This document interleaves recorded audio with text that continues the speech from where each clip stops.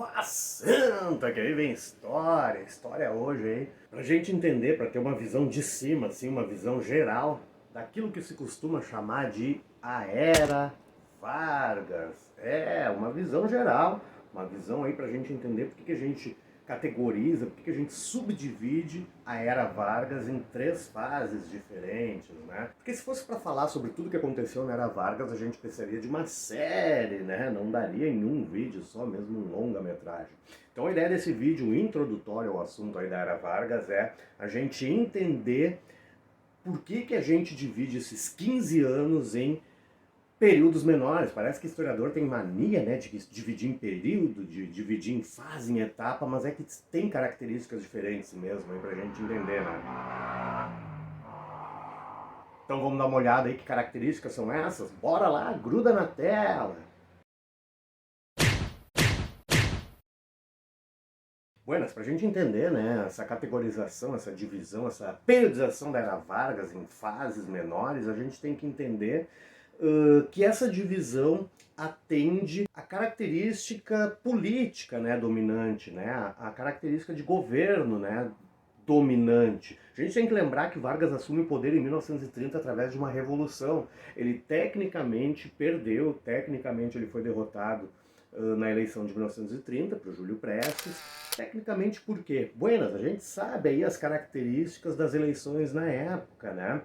Da República Velha. A gente sabe o quanto de fraude tinham nessas eleições, né? Então, quando a gente vai analisar ali o eleitorado, né, o que seria essa eleição de 1930, o Júlio Prestes representando ali o estado de São Paulo apenas, a candidatura da Aliança Liberal, Getúlio Vargas e João Pessoa como vice, né, representando os interesses de todo mundo que era contra aquela aliança do café com leite, aliás, inclusive o leite, exatamente, né? Minas Gerais tinha se retirado da candidatura, né, do Júlio Prestes e tinha migrado, tinha apoiado a candidatura aí de Vargas, a candidatura da Aliança Liberal. Depois do Washington Luiz ter dado aquela bola nas costas, né, dos mineiros, Washington Luiz Paulista, em vez de indicar um mineiro para sucedê-lo no poder, todo mundo esperava ali o Antônio Carlos Andrada, governador de Minas Gerais, Washington Luiz indica outro paulista, né? Então os mineiros vão passar para a oposição a São Paulo. Quando a gente analisa tudo isso, Júlio Prestes representando apenas São Paulo,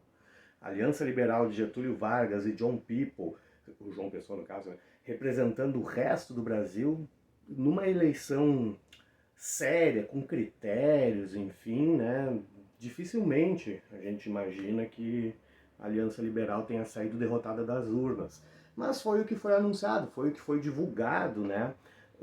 Que o Júlio Prestes teria ganho a eleição, Getúlio Vargas então teria perdido. Buenas, vem aí então um desenrolar de acontecimentos que acabou canalizando, que acabou levando à Revolução de 30, que coloca o Vargas no poder. Júlio Prestes ganhou, mas não levou, não chegou nem a assumir. O Washington Luiz tem ainda, no fim do seu mandato ali, é deposto, ele vai acabar saindo do Brasil até, e em novembro, deposto em outubro, em novembro então, início de novembro, Getúlio Vargas assume, mas já dizia ele esse nome, né, governo provisório, né, período inicial de 30 a 34 da Era Vargas, acompanha aí. Esse nome não foi os historiadores que deram, né? O próprio Vargas já dizia, né? Ele mesmo já denominava ali de governo provisório, né? Essa fase inicial, até ajeitar a casa, até ajeitar as coisas, porque boa parte das fraudes eleitorais que aconteciam na República Velha,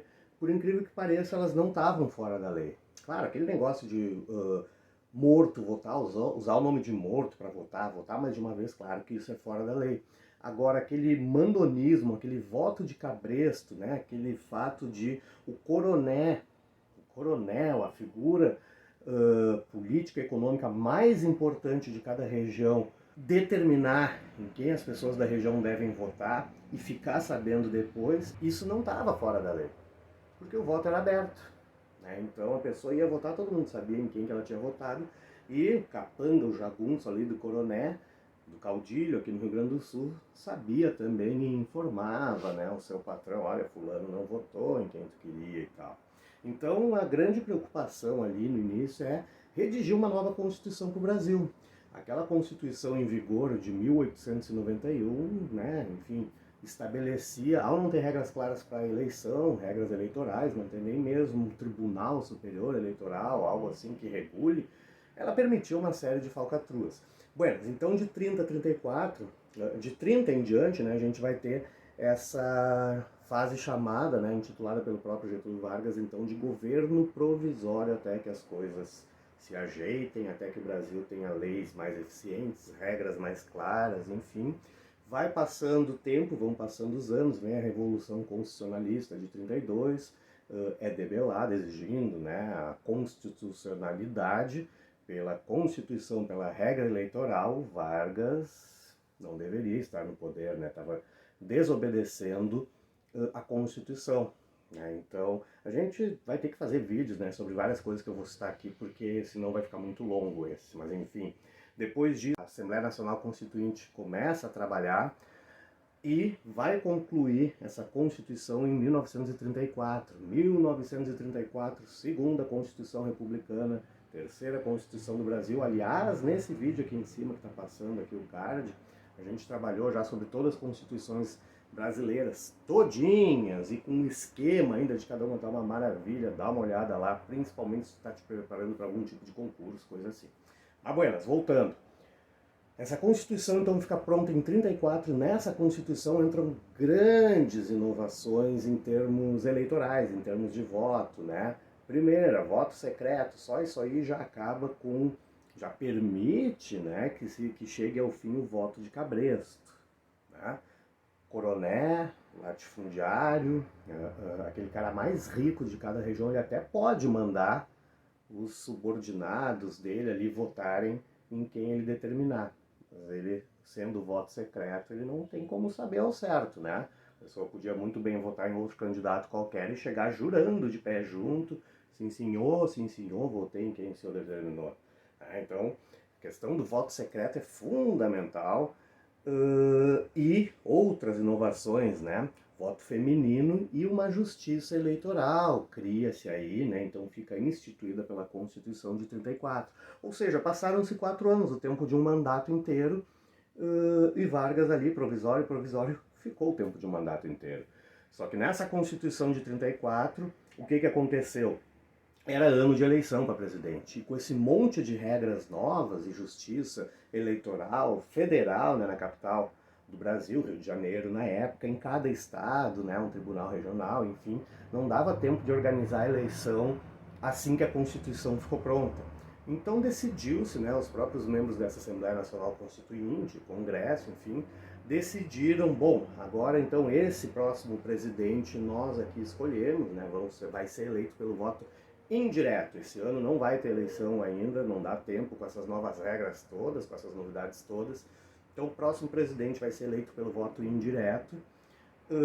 E aí eles escolhem, né, o próprio Getúlio Vargas, né, deram esse voto de confiança ao Vargas, viram a preocupação dele nesse tempo todo, de 30 a 34, com constitucionalidade, com regras claras, com leis melhores, mais justas, enfim, ele próprio, né, a preocupação com leis, né, não vamos esquecer que ele é formado em Direito, né, pela Universidade Federal do Rio Grande do Sul, então ele tem essa preocupação sempre, vamos dar um mandato inteiro para ele, e essa Constituição de 34 não permitia a reeleição, então quer dizer, mandato que ele acaba de receber, agora dentro da lei, agora respeitando a Constituição, aí vem o nome, Governo Constitucional, deveria ir de 34 até 38, 38 ele não poderia concorrer, estava nessa Constituição, então era vedada, né, era proibida, ela não permitia a reeleição. Então, final de 38 ali ele deveria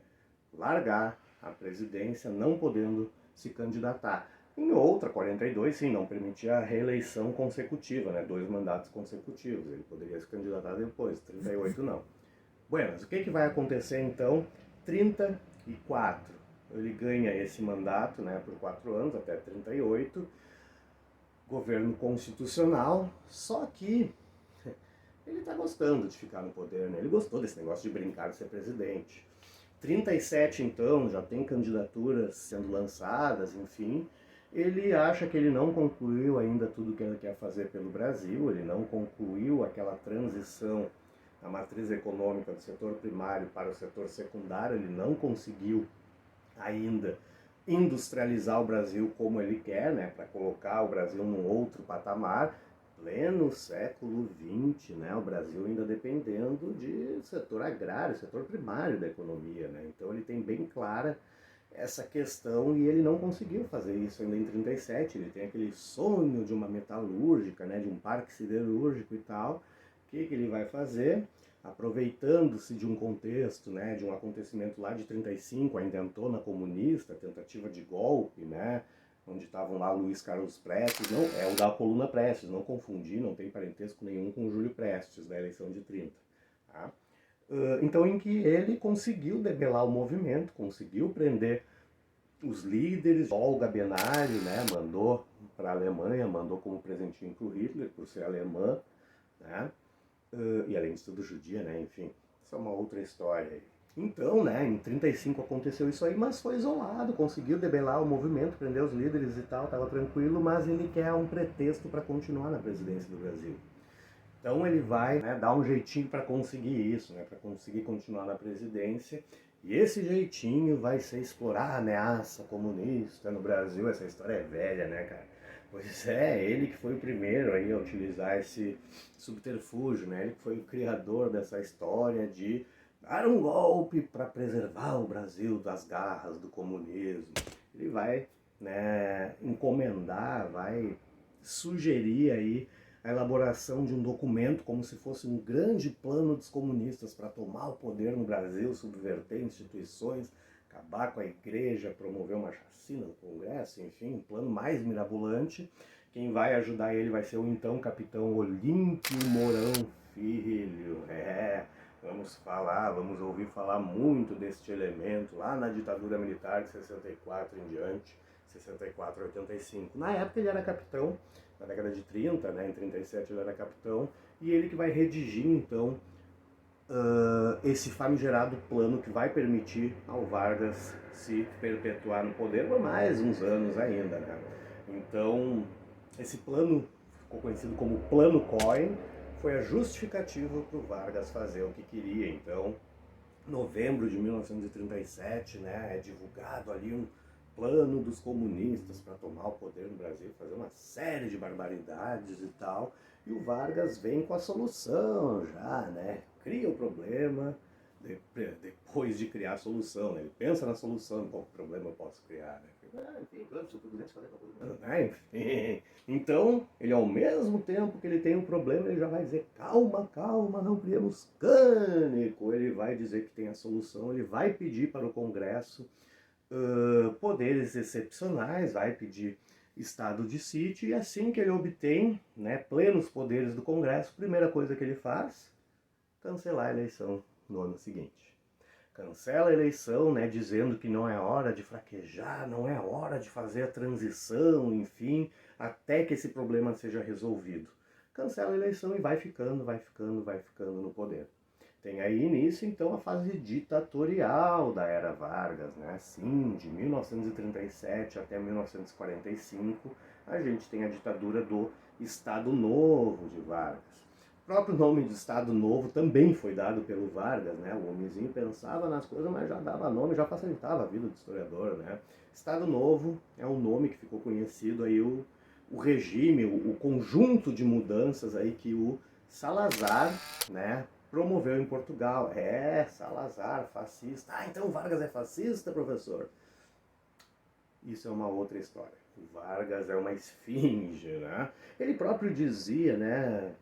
Eu não gosto de me definir, eu prefiro ser interpretado e tal. Ele vai promover, nesses 15 anos que ele fica no poder, ele promove tanto coisas ali que eram reivindicações, que eram primeiros itens da pauta de reivindicações de qualquer partido de esquerda em qualquer país do mundo, mas também vai promover algumas medidas que fechavam, assim, que faziam a direita fazer coraçãozinho para ele também, né?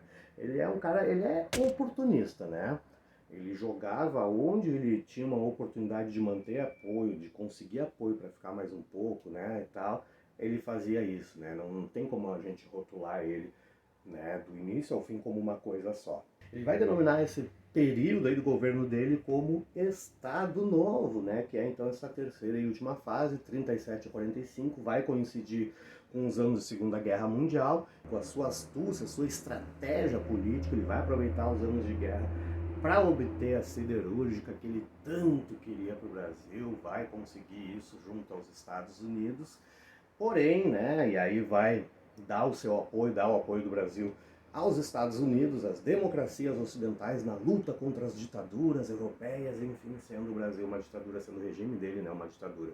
Vai acabar a guerra, né, em 45, e enfim, né, e vai acabar a Era Vargas em 45 também, né, então 2 meses depois do fim da guerra ele vai acabar saindo, né, do poder e encerrando esse período aí de Era Vargas, 30 a 45, começa com uma revolução, termina como uma ditadura, começa como uma revolução, vira um regime completamente dentro da lei constitucional e depois subverte a uma ditadura até que chega ao fim.